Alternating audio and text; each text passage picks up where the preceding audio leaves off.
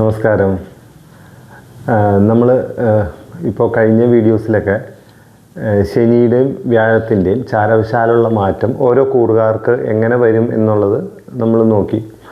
അപ്പോൾ ചിലർക്ക് അത് അനുകൂലമായിട്ടും ചിലർക്ക് പ്രതികൂലമായിട്ട് വരും. പ്രത്യേകിച്ച് വ്യാഴത്തിൻ്റെ മാറ്റം ചില കൂറുകാർക്ക് അനുകൂലമായിട്ട് വരും, ഈ മാറ്റത്തിൽ ചിലർക്ക് പ്രതികൂലമായിട്ട് വരും. അപ്പോൾ നമ്മൾ പൊതുവെ പറഞ്ഞു ദൈവാധീനം വരുത്താൻ. അത് അപ്പോൾ അനുകൂലമായിരുന്നവരോടും പറഞ്ഞു, പ്രതികൂലമായിരുന്നവരോടും പറഞ്ഞു. അപ്പോൾ വ്യാഴം അനുകൂലമായിരുന്നവർക്ക് ദൈവാധീനമുണ്ട്, പക്ഷെ അവരുടെ പ്രാർത്ഥനയോടുകൂടി അവർക്കതിൻ്റെ മാക്സിമം അനുകൂല ഫലങ്ങൾ ഈ ഒരു വർഷത്തിൽ മാക്സിമം അനുകൂല ഫലങ്ങൾ ലഭിക്കുന്നതിനും, പ്രതികൂലമായിട്ടിരിക്കുന്നവർക്ക് അതിൻ്റെ ദോഷഫലങ്ങൾ കുറച്ച് അവർക്ക് ഒരു അനുകൂലാവസ്ഥ വരുത്തുവാനുമായിട്ടാണ് അങ്ങനെ ദൈവാധീനം കൂട്ടുക എന്ന് പറയുന്ന ഒരു പൊതുവെ ടേം ഉപയോഗിക്കുന്നത്. ദൈവാധീനം കൂട്ടുക എന്ന് പറയുന്നത് വ്യാഴത്തിന് ബലം കൊടുക്കുക. അതായത് ചിലർക്ക് അനുകൂലമായിരിക്കുന്നവർക്ക് വ്യാഴത്തിന് ബലമുണ്ടാവും, അതല്ലെങ്കിൽ വ്യാഴത്തിന് ബലമില്ലാത്ത അവസ്ഥയിൽ പ്രാർത്ഥന കൊണ്ട് വ്യാഴത്തിന് ബലം കൂട്ടുക മാത്രമേ ചെയ്യാനുള്ളൂ. പൊതുവേ എല്ലാ ദൈവങ്ങളെയും വ്യാഴത്തെ കൊണ്ട് പറയുമെന്നാണ് ജ്യോതിഷത്തിൽ പറയുന്നത്. എന്നാൽ പോലും വിഷ്ണുവാണ് ശരിക്കും വ്യാഴത്തിൻ്റെ നാഥൻ എന്ന് പറയുമ്പോൾ നമുക്കിവിടെ തനി വിഷ്ണു ക്ഷേത്രങ്ങൾ കുറവാണ്. അതായത് ശംഖചക്രഗദ ചക്രധാരിയായ വൈഷ്ണവ ക്ഷേത്രങ്ങൾ നമുക്ക് കുറച്ച് കുറവാണ്, ഇല്ല എന്നല്ല, എന്നാലും ഒരു കൃഷ്ണക്ഷേത്രങ്ങളാണ് കൂടുതൽ. അപ്പോൾ അത് വിഷ്ണുവിനോ കൃഷ്ണനോ നമുക്ക് പ്രാർത്ഥിക്കാം, വഴിപാട് കഴിക്കാം, സമർപ്പിക്കാം, ആ ക്ഷേത്രങ്ങളിൽ പോയി തൊഴുകാം, ആ രീതിയിലേക്ക് നമുക്ക് വരാം. അപ്പോൾ ഏകദേശം ഒരു വർഷമാണ് വ്യാഴത്തിൻ്റെ ഒരു രാശിമാറ്റം. ഒരു വർഷം ഒരു രാശിയിൽ നിൽക്കും. അപ്പോൾ ചില കൂറുകാർക്ക് അത് അനുകൂലമാവും, ചില കൂറുകാർക്ക് പ്രതികൂലമാവും. അപ്പോൾ ഈ അനുകൂലമാകുന്നവർക്ക് അതിൻ്റെ മാക്സിമം ഫലം കിട്ടും. ഈ വ്യാഴത്തിന് ബലം ഉണ്ടെങ്കിൽ, ജാതകത്തിലെ ബലം വളരെ ഇമ്പോർട്ടൻ്റ് ആണ്. ജാതകത്തിൽ ബലമുണ്ടെങ്കിൽ ഈ ബലങ്ങൾ ഒരു സെക്കൻഡറി ആയിട്ട് വരുള്ളൂ. ജാതകത്തിൽ ബലമില്ലെങ്കിൽ, ജാതകത്തിൻ്റെ അവസ്ഥയാണ് ശരിക്കും പറഞ്ഞാൽ പ്രാധാന്യമുള്ളത്. ഇതെല്ലാം ചാരവശാലുള്ള താൽക്കാലികമായ മാറ്റമുണ്ട്. മറ്റേത് നമുക്ക് സ്ഥിരമായിട്ടുള്ള നമ്മൾ ഇന്നതാണ് എന്ന് പറയുന്ന ഒരു ഇതാണ്. അപ്പോൾ അതൊന്ന് ആരെക്കൊണ്ടെങ്കിലും പരിശോധിച്ചിട്ട് ജാതകത്തിലെ വ്യാഴത്തിൻ്റെയും ബലവും ശനിയുടെ ബലവും ഒക്കെ ഒന്ന്, ഗ്രഹങ്ങളുടെ ബലം മൊത്തം നോക്കുന്നത് നല്ലതാണ്. അത് പക്ഷെ ചിലർ പറയും ഞാൻ ശിവഭക്തനാണ്, അല്ലെങ്കിൽ ദേവീഭക്തനാണ്, അല്ലെങ്കിൽ മുരുകഭക്തനാണ്, ഞാൻ അതാണ് പ്രാർത്ഥന, ഞാൻ കൃഷ്ണക്ഷേത്രങ്ങളിലൊന്നും അല്ലെങ്കിൽ കൃഷ്ണനായിട്ട് ഞാൻ പ്രാർത്ഥിക്കാറില്ല എന്ന് ചിലർ പറയാറുണ്ട്. അവിടെ എനിക്ക് പറയാനുള്ളത്, ഈ ദൈവങ്ങൾക്ക് ഓരോ കർമ്മങ്ങളുണ്ട്. അതായത് ചൈതന്യം ഒന്ന് തന്നെ, ആരെ പ്രാർത്ഥിച്ചാലും ചൈതന്യം ഒന്ന് തന്നെയാണ്. പക്ഷെ ഗ്രഹങ്ങൾക്ക് ഓരോ കർമ്മങ്ങളുണ്ട്. ഈ എല്ലാ ഗ്രഹങ്ങളും, സൂര്യൻ, ചന്ദ്രൻ, വ്യാഴം മുതലായ എല്ലാ ഗ്രഹങ്ങൾക്കും അവർക്ക് ചില കർമ്മങ്ങളുണ്ട് അവരനുഷ്ഠിക്കേണ്ടത്. അപ്പോൾ ഇതുപോലെ തന്നെ ഇവരുടെ നാഥന്മാരായ ദേവന്മാർക്കും ചില കർമ്മങ്ങളുണ്ട്. അപ്പോൾ വ്യാഴം ചെയ്യേണ്ട ഒരു പണി വ്യാഴം തന്നെയാണ് ചെയ്യേണ്ടത്. അപ്പോൾ വ്യാഴത്തിൻ്റെ എന്തെങ്കിലും കാര്യങ്ങൾ ചെയ്യേണ്ടി വരിക, അല്ലെങ്കിൽ ഗുണം കിട്ടുക അല്ലെങ്കിൽ ദോഷം കിട്ടുക എന്നൊക്കെ പറയുന്നത് വ്യാഴത്തിൻ്റെ നാഥനായ വിഷ്ണുവിനെ വച്ചിട്ടാണ്. അപ്പോൾ നമ്മൾക്ക് വ്യാഴത്തിന് ബലം കൂട്ടണമെങ്കിൽ ചെയ്യാവുന്നത് വ്യാഴത്തിൻ്റെ നാഥനായ വിഷ്ണുവിനെ അല്ലെങ്കിൽ കൃഷ്ണനെ പ്രാർത്ഥിച്ചുകൊണ്ട് വേണം അതിന് ബലം കൂട്ടാൻ. അപ്പോൾ അതുകൊണ്ട് നമ്മൾ ആരെ പ്രാർത്ഥിച്ചാലും ദൈവാധീനം വ്യാഴത്തെ കൊണ്ടാണ് ചിന്തിക്കുന്നത്. വ്യാഴത്തിൻ്റെ നാഥനായ വിഷ്ണുവിൻ്റെ അനുഗ്രഹം കൂടിയേ തീരുള്ളൂ. അത് വ്യക്തിപരമായിട്ട് പറഞ്ഞാൽ ഞാൻ ദേവി ഉപാസകനാണ്. അതായത് ദേവിയിൽ തന്നെ, അതായത് ഈ ജ്യോതിഷത്തിലോട്ട് വരുവാനും എല്ലാം കാരണം ഒരു ദേവി ഇതാണ്. ഇത് കൊടുങ്ങല്ലൂര് കൊല്ലൂരും ഒക്കെ ആയിട്ട് എനിക്കുണ്ടായ ദൈവിക അനുഭവങ്ങളുമൊക്കെയാണ്. പിന്നെ ഞാൻ ഇതിലേക്ക് വരണം എന്ന് പ്രാർത്ഥിച്ച് അങ്ങനെ ഒരു നിമിത്തം പോലെ, പിന്നെ പ്രാർത്ഥിച്ചതിന് ശേഷം ഇതിനെല്ലാ അവസരങ്ങളും ഒരുങ്ങുകയും അങ്ങനെ എത്തുമായിരുന്നു ഇതിലേക്ക്. അപ്പോൾ ശരിക്കും ദേവി ഉപാസകനാണെങ്കിലും എനിക്കിത് പഠിക്കുവാനും ജ്യോതിഷം പഠിക്കുവാനും ജ്യോതിഷം കൈകാര്യം ചെയ്യുവാനും അത് കൈകാര്യം ചെയ്ത് വിജയിക്കാനും ഒക്കെ വ്യാഴത്തിൻ്റെ അനുകൂലം, അതായത് ദൈവാധീനം, വിഷ്ണുവിൻ്റെ അല്ലെങ്കിൽ ഭഗവാന്റെ അനുഗ്രഹം ഇല്ലാതെ എനിക്ക് പറ്റില്ല, എനിക്കെന്നല്ല ആർക്കും സാധിക്കില്ല. അപ്പോൾ അതുകൊണ്ട് തന്നെ ഞാനിത് പറയാൻ കാരണം പലരും പല ഭക്തരാണ് എന്ന് പറഞ്ഞു. അപ്പോൾ അവരെല്ലാം അവരുടെ ഉപാസനാമൂർത്തി ഉപാസിക്കണം, അത് തന്നെയാണ് വേണ്ടത്. പക്ഷെ കൂട്ടത്തിൽ ദൈവാധീനത്തിനായിട്ട് അത് വ്യാഴത്തിൻ്റെ കർമ്മമാണ്. വ്യാഴത്തിൻ്റെ നാഥനായ വിഷ്ണുവിനെ കൂടി നമ്മൾ പ്രാർത്ഥിക്കേണ്ടതാണ്. അപ്പോൾ അത് മസ്റ്റാണത്. ഇനി എങ്ങനെയാണ് നമ്മൾക്ക് കൃഷ്ണ വിഷ്ണു പ്രീതി നേടാൻ പറ്റുക എന്നുള്ളത്, അല്ലെങ്കിൽ എങ്ങനെ ദൈവാധീനം വരുത്താം എന്നുള്ളത് നോക്കുക. നമ്മൾ പുരാണത്തിൽ കൃഷ്ണൻ്റെ കഥകൾ കേട്ട് കഴിഞ്ഞ് കഴിഞ്ഞാൽ നമുക്കറിയാം. ഇപ്പോൾ ഈ കൃഷ്ണനെ ഒരു തുലാഭാര തട്ടിലിരുത്തിയിട്ട് മറ്റേ തട്ടിൽ വാല്യുബിൾസ് കണ്ടമാനം വെച്ചു. പക്ഷേ അപ്പോഴും തട്ട് അനങ്ങുന്നില്ല. അതായത് കൃഷ്ണന് സമമായിട്ട് ഒന്നും തന്നെ വെച്ചിട്ടും, എത്ര വില കൂടിയ വസ്തുക്കൾ വെച്ചിട്ടും ഒന്നും അനങ്ങുന്നില്ല. പക്ഷേ രുക്മിണിക്ക് അറിയാം എന്താണ് കൃഷ്ണൻ എന്നുള്ളത്. അപ്പോൾ അതുകൊണ്ട് രുക്മിണി ഒരു തുളസിക്കതിരാണ് അതിന് സമാനമായിട്ട് വെച്ചത്. അപ്പോൾ ആ തട്ട് നിന്ന് ഭഗവാന് തുല്യമായി മാറി. അപ്പോൾ ഇത്ര ഉള്ളൂ ഞാൻ എന്ന് പറയുന്ന കാണിച്ചു തരുവാണ്. ഇത്ര ഉള്ളൂ എന്ന് പറയുന്നതിൽ ഭഗവാൻ ഇത്ര ഉള്ളൂ എന്നുള്ള അർത്ഥമല്ല, വെറും ഒരു തുളസി ഇലയിടയ്ക്ക് സമാനമാണ് ഞാൻ. അത് എൻ്റെ അവിടെ പറയാൻ കാരണം ഒരു കഥയും കൂടി, കുചേലൻ്റെ കഥയിലും അവൽ കൊണ്ട് കൊടുക്കുമ്പോൾ അത് ഭഗവാൻ ചാടി മേടിച്ച് കഴിക്കുന്ന ഒരു എക്സൈറ്റഡ് ആയിട്ടുള്ളൊരു അവസ്ഥ നമ്മളത് കണ്ടു. അങ്ങനെ ഒരു സീനാണത്. അപ്പോൾ അത് ഭഗവാൻ അവൽ കാണാത്തതോ അല്ലെങ്കിൽ അവലന്വേഷിച്ചിരിക്കുന്നതായിട്ടുള്ള ഒരാളായിട്ടല്ല അത്. കൊണ്ടുവരുന്ന ആൾ എങ്ങനെ കൊണ്ടുവരുന്നു, ആര് കൊണ്ടുവരുന്നു എന്ന് പറയുന്നത്, എന്തിനു കൊണ്ടുവരുന്നു എന്നുള്ള കാര്യത്തിനാണ്. കൊടുക്കുന്നത് എന്ത് എന്നുള്ളതല്ല. ഇതാണ് പറയാൻ കാരണം. അപ്പോൾ കുചേലൻ സംശയിച്ചാണ് ഇത് കൊണ്ടുപോകുന്നത്. ഇത് സ്വീകരിക്കുമോ അല്ലെങ്കിൽ ഇത് എന്തായിരിക്കും സംശയിച്ച്, അതായത് അദ്ദേഹത്തിൻ്റെ ദാരിദ്ര്യം ഇതായിട്ട് ഇദ്ദേഹം വലിയൊരു പൊസിഷനിലും ആ ഒരു അവസ്ഥയിൽ കൊണ്ടുപോകുമ്പോൾ, പക്ഷെ അതിന് ഇത്രയും വലിയൊരു വാല്യൂ കൊടുക്കുക എന്ന് പറയുന്നത് കുചേലൻ്റെ ആ മനസ്സിന് തിരിച്ചു കൊടുക്കുന്ന ഒരു റിയാക്ഷനാണത്. അപ്പം അതുപോലെ തന്നെ ഇത് നമ്മൾ പുരാണങ്ങളിൽ നമ്മൾ പഠിച്ചു. അപ്പം ഞാനിവിടെ പറഞ്ഞു വരുന്നത്, നമ്മൾ ഭഗവാൻ എന്തർപ്പിക്കുന്നു, എന്ത് സമർപ്പിക്കുന്നു, എന്ത് നിവേദിക്കുന്നു എന്നുള്ളതല്ല, എങ്ങനെ നിവേദിക്കുന്നു എന്നുള്ളതാണ്. നമുക്ക് ഡെഡിക്കേഷൻ വേണം, നമ്മുടെ മനസ്സാണ്. ഭൗതികമായിട്ട് നമുക്ക് വെണ്ണ, മറ്റേ കദളിപ്പഴം, പാൽപ്പായസം ഇതെല്ലാം നമ്മൾ നിവേദിക്കുകയോ സമർപ്പിക്കുകയോ അല്ലെങ്കിൽ നേദിക്കുകയോ എല്ലാം ചെയ്യുമ്പോഴും മനസ്സാണ് അവിടെ ശരിക്കും പറഞ്ഞാൽ സമർപ്പണം നടക്കുന്നത്. ഭൗതികമായിട്ടൊരു വസ്തുവാണ് സമർപ്പിക്കണമെങ്കിലും മനസ്സ് വേണം സമർപ്പിക്കാൻ. അറിഞ്ഞ് ആ പാദങ്ങളിൽ ഫുൾ സറണ്ടറായി പ്രാർത്ഥിച്ചുകൊണ്ട് ചെയ്തു കഴിഞ്ഞാൽ ദൈവാധീനം തനിയെ കയറും. അത് എനിക്ക് വ്യക്തിപരമായിട്ടും മറ്റു പലരും എൻ്റെ അടുത്ത് അവരുടെ അനുഭവങ്ങൾ പറഞ്ഞിട്ടും ഉണ്ടായിട്ടുണ്ട്. വ്യത്യാസം വരും എന്നുള്ള കാര്യം ഉറപ്പാണ്. പക്ഷെ അതുപോലെ ഡെഡിക്കേറ്റ് ചെയ്ത് പിടിക്കണം. ഞാൻ ഇതിനകത്ത് ഇനി ഒരു ഉണ്ടായ കഥ പറയാം. നമ്മൾ പുരാണങ്ങളിലെ കഥ പറഞ്ഞ പോലെ തന്നെ ഉണ്ടായ കഥ പറയാം. നമ്മുടെ ഭാഗവത സത്രം അല്ലേ, എല്ലാവർക്കും അറിയാം. ഭാഗവത സത്രം എല്ലാ വർഷങ്ങളും നടക്കുന്നതാണ്. നമ്മുടെ അടുത്തൊരു ക്ഷേത്രത്തിൽ, അധികം ദൂരമില്ലാത്തൊരു ക്ഷേത്രത്തിൽ നടക്കുകയുണ്ടായി. അപ്പോൾ ഈ ഭാഗവത സത്രത്തിൽ അവിടെ ആ വേദിയിൽ വെച്ച് പൂജിക്കുന്ന ഒരു കൃഷ്ണ വിഗ്രഹമുണ്ട്. അപ്പോൾ ഇത് തുടക്കം മുതൽ ഒടുക്കം വരെ പൂജിച്ച് കഴിയുമ്പോൾ ഇതിൻ്റെ ഒരു ചൈതന്യം അത്രയും നേരം ആ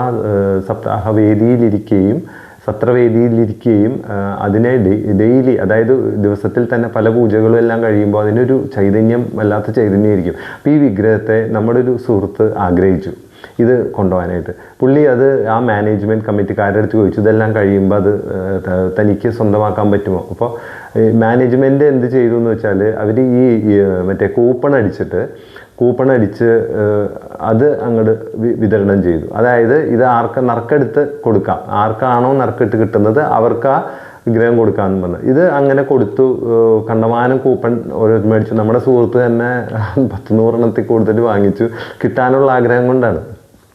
അങ്ങനെ എല്ലാവർക്കും കൊടുത്ത് സകലരും അങ്ങോട്ട് വിറ്റുപോയി, കണ്ടമാനം വിറ്റുപോയി, ലക്ഷക്കണക്കിന് ഇത് പോയി. ഇത് നറുക്കെടുക്കുമ്പോൾ ഏറ്റവും രസം എന്താണെന്ന് വെച്ച് കഴിഞ്ഞാൽ, ഇത് കിട്ടിയത് അവിടെ ഇത്രയും ദിവസം ഈ ഭാഗവത സത്രത്തിൽ ഇത്രയും ദിവസം അവിടെ രാവിലെ വന്ന് അവിടുത്തെ അതായത് വിളക്ക് തേച്ച് കഴുകുക, അത് കഴിച്ചു കഴിഞ്ഞവരുടെ നമ്മൾ കഴിച്ചെണീറ്റ് പോയിട്ട് അവിടെ മറ്റുള്ളതുണ്ടാവുമല്ലോ, പാത്രം കഴുകുക, തുടയ്ക്കുക എന്നൊക്കെ പറയുന്ന, അങ്ങനെ അതെല്ലാം വൃത്തിയാക്കിയിരുന്ന ഒരു ചേച്ചി, സഹായത്തിന് വന്നിരുന്ന ഒരു ചേച്ചിക്കാണ് നറുക്ക് വീണത്. നമ്മളത് അതിശയിപ്പിച്ച ഒരു കാര്യം, നമ്മൾ മനസ്സിലാക്കേണ്ട ഒരു കാര്യം, ഈ ചേച്ചി ഇത് തുടങ്ങുന്നതിന് മുമ്പ് മുതൽ അവിടെയുണ്ട്. രാവിലെ കുളിച്ച് ശുദ്ധമായിട്ട് വരും. എന്നിട്ട് അവിടുത്തെ കാര്യങ്ങൾ എല്ലാം ഇതുപോലെ നോക്കും. അപ്പോൾ ഈ ചേച്ചി അറിഞ്ഞോ അറിയാതെയോ ഈ സത്രം തുടക്കം മുതൽ അവസാനം വരെ കേട്ടിട്ടുണ്ട്. ചില ദിവസം ഈ വായന കേൾക്കും, ചില ദിവസം അവരുടെ സൗകര്യത്തിന് നമ്മുടെ ഓരോ ജോലിയുടെ തിരക്കൊണ്ട് വന്ന് കേൾക്കും, പോകും. ഇവർ അതിൽ പൂർണ്ണമായിട്ട് അറിഞ്ഞോ അറിയാതെയോ ഇത് കേൾക്കാനിടയാവുകയും ഇതിൽ അവരുടെ ഒരു കർമ്മം, അതായത് വന്നവർ ഇത്രയും ഇതിനൊരു സഹായവും എല്ലാം ചെയ്ത് അത്രയും ഇൻവോൾവ് ആയിട്ട് അവർ ചെയ്തു. അവരോടൊപ്പം ഞാൻ പോയിക്കോളാം, എനിക്കതാണ് സേഫ്, ഞാൻ അവരോടൊപ്പം പോയിക്കോളാം എന്ന് പറയുന്ന ഒരവസ്ഥയിൽ അവർക്കാണത് വീണത്. അപ്പം അതിൽ നിന്ന് മനസ്സിലാക്കുന്നത്, ഗീത മുഴുവൻ പറയുന്ന ഒരു കാര്യമുണ്ട്, ഭക്തി കർമ്മം, ഇതിന് രണ്ടിനുമാണ് ഗീത പ്രാധാന്യം കൊടുക്കുന്നത്. അപ്പം ഭക്തിക്കും കർമ്മത്തിനും പ്രാധാന്യം കൊടുത്തുകൊണ്ട് ഏതൊരുവൻ എന്നെ പ്രാർത്ഥിക്കുന്നു അല്ലെങ്കിൽ എന്നിലേക്ക് വരുന്നുവോ അവൻ്റെ കൂടെ ഞാനുണ്ടാവും എന്ന് പറയുന്ന ഒരു കാര്യമാണ് നമ്മൾ ഈ പുരാണ കഥകളിലും ശരിക്ക് നമ്മളുടെ ഈ ഒരു കലിയുഗത്തിൽ നടന്ന ഈ ഒരു കഥയിലും എല്ലാം നമുക്ക് തെളിയുന്നത് ഒരേ കാര്യമാണ്. അപ്പോൾ ഈ കഥകളെല്ലാം തന്നെ നമുക്ക് മനസ്സിലാക്കാനാണ്. അപ്പോൾ ഞാൻ ഇത്ര പറഞ്ഞതെന്താണെന്ന് വെച്ചാൽ നമ്മൾ എന്ത് കൊടുക്കുന്നു എന്നുള്ളതല്ല, നമ്മളുടെ മനസ്സ് ശരീരം ഈ ശുദ്ധതയോടുകൂടി നമ്മൾ എന്ത് സമർപ്പിക്കുന്നു, സമർപ്പണം എന്തുമാകട്ടെ, അതിനൊരു ഇപ്പോൾ എനിക്ക് എന്താ പറയുക കണ്ടമാന സ്വത്തുണ്ട്, അതിൻ്റെ പകുതി ഭഗവാന് കൊടുക്കാം, ഭഗവാൻ എന്തിനാ സ്വത്ത്? അപ്പോൾ അത് ആവശ്യമില്ല. അതേസമയം ഞാൻ ഒരു രൂപ ഭണ്ഡാരത്തിൽ അറിഞ്ഞ് ഇടുന്നു അല്ലെങ്കിൽ സമർപ്പിക്കുന്നു, അല്ലെങ്കിൽ കുറച്ച് അവിൽ അല്ലെങ്കിൽ ഒരു കദളിപ്പഴം കൊണ്ടുവന്നിട്ട് സമർപ്പിക്കുന്നു ആ പാദങ്ങളിൽ, അത് മതി. അത് നമ്മൾ സമർപ്പിക്കേണ്ടത് നമ്മുടെ മനസ്സാണ്, വസ്തു എന്ത് തന്നെയായാലും. അപ്പോൾ ആ രീതിയിലേക്ക് നമ്മൾ കുറച്ച് ഡെഡിക്കേറ്റ് ചെയ്ത് ഭക്തിയോട് കൂടിയിട്ട് വേണം ഭഗവാനെ അപ്രോച്ച് ചെയ്യാൻ. അങ്ങനെ വന്നിട്ടുണ്ടെങ്കിൽ നമ്മളുടെ എല്ലാ കാര്യത്തിലും ഉണ്ടാവും. അത് എങ്ങനെ വേണം എന്ന് വെച്ചാൽ, നമ്മൾക്ക് ഇപ്പോൾ പല കാര്യവും നമ്മൾ ചെയ്തുകൊണ്ടിരിക്കുമ്പോൾ നമുക്ക് ഓം നമോ ഭഗവതേ വാസുദേവായ, ഓം നമോ നാരായണായ കുളിച്ചുകൊണ്ടിരിക്കുമ്പോഴും രാവിലെ എന്ത് ചെയ്തുകൊണ്ടിരിക്കുമ്പോഴും നമുക്കിത് ചൊല്ലിക്കൊണ്ടേയിരിക്കാം. ഓം നമോ ഭഗവതേ വാസുദേവായ, ഓം നമോ നാരായണായ. പിന്നെ ഡെയിലി വിഷ്ണു സഹസ്രനാമം ജപിക്കാം. ഇനി ഒന്നുമില്ലെങ്കിലും വ്യാഴാഴ്ചകളിലെങ്കിലും ഒരു കുളിച്ച് വിഷ്ണു ക്ഷേത്രത്തിൽ അല്ലെങ്കിൽ കൃഷ്ണക്ഷേത്രത്തിൽ പോയിട്ട് നമുക്ക് പറ്റാവുന്ന പ്രദക്ഷിണം വയ്ക്കുക. ഈ പ്രദക്ഷിണത്തിൻ്റെ ഇടയിലെല്ലാം ഓം നമോ ഭഗവതേ വാസുദേവായ, ഓം നമോ നാരായണ ചെല്ല് ശരിക്കും ഭക്തിയോടുകൂടി ചെല്ലാം. ഭഗവാനെ മനസ്സിൽ കണ്ടർപ്പിച്ചുകൊണ്ട് പ്രദക്ഷിണം വെച്ച് ചെയ്യുക. പിന്നെ സമർപ്പിക്കാം. എന്തെങ്കിലും നമ്മൾക്ക് എന്ത് തോന്നുന്നുവോ അത് കദളിപ്പഴം, വെണ്ണ, എന്ത് തോന്നുന്നു അത് സമർപ്പിക്കാം, നിവേദിക്കാം. പാൽപ്പായസം നിവേദിക്കാം. പിന്നെ നമ്മൾ തൊഴുതതിന് ശേഷം, ഈ തൊഴുകുന്നിടത്ത് തിരക്കായിരിക്കും, അപ്പോൾ തൊഴുതതിന് ശേഷം അമ്പലത്തിൻ്റെ എവിടെയെങ്കിലും സ്വസ്ഥമായിട്ട് മാറിയിരുന്ന് അവിടെ ഇരുന്ന് വിഷ്ണു സഹസ്രനാമം ജപിക്കാം. അല്ലെങ്കിൽ ഈ ഓം നമോ ഭഗവതേ വാസുദേവായ, ഓം നമോ നാരായണായ ജപിക്കാം. ഇങ്ങനെ ഈ ഒരു രീതിയിൽ വ്യാഴാഴ്ചകളിൽ നല്ലൊരു ഡെഡിക്കേഷൻ നമ്മുടെ ഭാഗത്തുനിന്ന് അങ്ങനെ ചെയ്യാം. നമുക്ക് തന്നെ വളരെ പോസിറ്റീവ് വൈബായിരിക്കും അത് മാത്രമല്ല, ഇതെല്ലാം ദൈവാധീനം കൂട്ടും. എന്ത് ചെയ്യണമെങ്കിലും അർപ്പിച്ച്, അതായത് പൂർണ്ണ മനസ്സോടെ ഒരാൾ നിർബന്ധത്തിന് വഴങ്ങി പലരും നമ്മൾ കുറിച്ച് കൊടുക്കും, ഇന്നതൊക്കെ ചെയ്യൂ വ്യാഴാഴ്ചകൾ ഇന്ന് ചെയ്യാൻ പറയുമ്പോൾ അവരത് അവിടെ 3-4 ദിവസത്തേക്ക് അങ്ങോട്ട് എഴുതിക്കും, അല്ലെങ്കിൽ വ്യാഴാഴ്ചകളിൽ എഴുതിച്ചിട്ട് പോകുന്നല്ലാതെ അതിനപ്പുറം നമ്മൾ തന്നെ ഇറങ്ങി തിരിച്ച് വഴിപാടുകൾക്കപ്പുറം നമ്മൾ സ്വയം തന്നെ കണ്ടറിഞ്ഞ് ചെയ്യുക. നല്ല പൂർണ്ണ ഭക്തിയോടെ നമ്മൾ കാര്യങ്ങൾ ചെയ്തു കഴിഞ്ഞാൽ തീർച്ചയായിട്ടും അതിന് ഫലം കിട്ടും. ഒരു കംപ്ലീറ്റ് സറണ്ടറാണ്, കംപ്ലീറ്റ് അങ്ങോട്ട് ഭഗവാന്റെ പാദങ്ങളിൽ അർപ്പിക്കുക. അപ്പോൾ അങ്ങനെ വന്നു കഴിഞ്ഞാൽ ഈ പ്രതികൂലമായിരിക്കുന്നവർ നോക്കിക്കോളൂ, അവർക്ക് അനുകൂല ഫലങ്ങളുണ്ടാവും. അനുകൂലമായി നിൽക്കുന്നവർക്ക് അവർ പ്രതീക്ഷിക്കുന്നതിൻ്റെ മുകളിലേക്ക് ഫലങ്ങളുണ്ടാവും. പലർക്കും ഇതുപോലെ അനുഭവങ്ങളുണ്ട്. അതായത് നമ്മൾ സാധാരണ എല്ലാവരും ചെയ്യുക, ഓടിച്ചെല്ലുന്നു, എന്തെങ്കിലും നേദിക്കുന്നു, ഓടിപ്പോരുന്നു, അതിനകത്തൊന്നും നമ്മൾ എന്തൊക്കെയോ ചെയ്യുന്നുണ്ട് ആരൊക്കെയോ പറഞ്ഞിട്ട്, പക്ഷെ അർപ്പണമില്ല. മനസ്സ് അർപ്പിച്ചുകൊണ്ട് ചെയ്തു കഴിഞ്ഞാൽ ഇതിനകത്ത് എല്ലാം വ്യത്യാസം വരും. അപ്പോൾ ആ രീതിയിലാണ് ചെയ്യേണ്ടത്. പ്രദക്ഷിണം വളരെ നല്ലതാണ്. വ്യാഴാഴ്ചയെങ്കിലും വിഷ്ണു സഹസ്രനാമം ജപിക്കാൻ ശ്രമിക്കുക. അത് പൂർണ്ണ ഭക്തിയോടുകൂടി ജപിക്കുക. കാരണം 1000 നാമങ്ങളാണ് ഭഗവാന്റെ ജപിക്കുന്നത്. അത് പൂർണ്ണ ഭക്തിയോടുകൂടി ജപിക്കുക. പിന്നെ ഗുരുവായൂർ ക്ഷേത്ര ദർശനം കാരണം അവിടെ നിന്നൊക്കെ പറഞ്ഞു കഴിഞ്ഞാൽ പോസിറ്റിവിറ്റി ഭയങ്കര കൂടുതലാണ്. അതൊക്കെ വർഷങ്ങളോളം ഇങ്ങനെ നാമജപവും ഒക്കെ ആയിട്ട് അവിടുത്തെ ആ ഒരു വൈബും അന്തരീക്ഷവും ഭയങ്കര ഇതാണ്. അപ്പം ഗുരുവായൂരിൽ ചെല്ലുക. അവിടെ ഒരു പ്രാവശ്യം ചെയ്താൽ ഒരു മഞ്ഞപ്പട്ട് മേടിച്ച് നമ്മൾ തൊഴുത് ഇങ്ങനെ നീങ്ങുന്ന നേരത്ത് ഭഗവാനിൽ സമർപ്പിക്കുക. കുറച്ച് നാണയവും ഒഴിഞ്ഞ് സമർപ്പിക്കുക. അതുപോലെ പ്രദക്ഷിണം ഗുരുവായൂർ മാക്സിമം നമുക്ക് ചുറ്റമ്പലത്തിൽ എത്ര പ്രദക്ഷിണം വയ്ക്കാമോ അത്രയും പ്രദക്ഷിണം വയ്ക്കുക. കാരണം അകത്ത് നടക്കില്ല, തിരക്കായതുകൊണ്ട്. ചുറ്റമ്പലത്തിൽ നമുക്കത് ചെയ്യാം.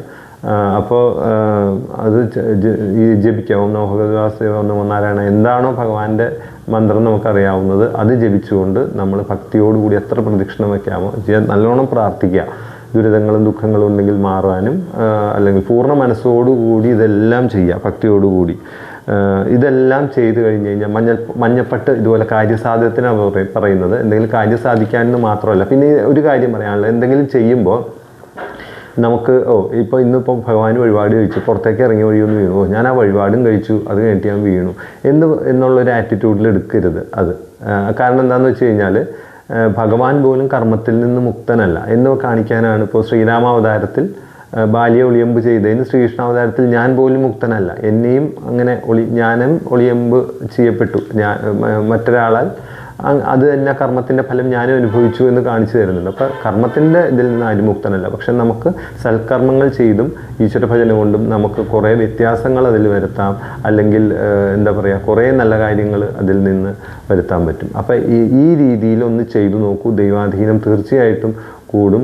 ഭഗവാനെ അപ്രോച്ച് ചെയ്യേണ്ടത് പൂർണ്ണ ഭക്തിയോടെ, ഡെഡിക്കേഷനോടെ, അതായത് ക്വാണ്ടിറ്റിക്കല്ല ക്വാളിറ്റിക്കാണ് പ്രാധാന്യം. എന്തു കൊടുക്കുന്നു, കൊട്ടക്കണക്കിന് സാധനം കൊണ്ട് കൊടുക്കുന്നതെന്ന് ആവശ്യമില്ല അദ്ദേഹത്തിന്.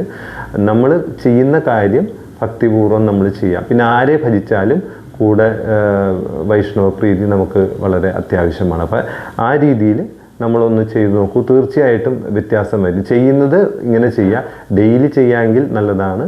വ്യാഴാഴ്ചയെങ്കിലും സഹസ്രനാമം ജപിക്കുകയും ഒരിക്കലെടുക്കുക. മത്സ്യമാംസാദികൾ വ്യാഴാഴ്ച ഒഴിവാക്കുക, വ്യാഴാഴ്ച ഒന്ന് ഒരിക്കലെടുക്കുക. ഇതിലൊക്കെ ദൈവാധീനം, വ്യാഴത്തിന് ബലം കൂടും. ജാതകത്തിൽ വ്യാഴത്തിന് ബലം കൂടും, അതോടൊപ്പം ദൈവാധീനം കൂടും.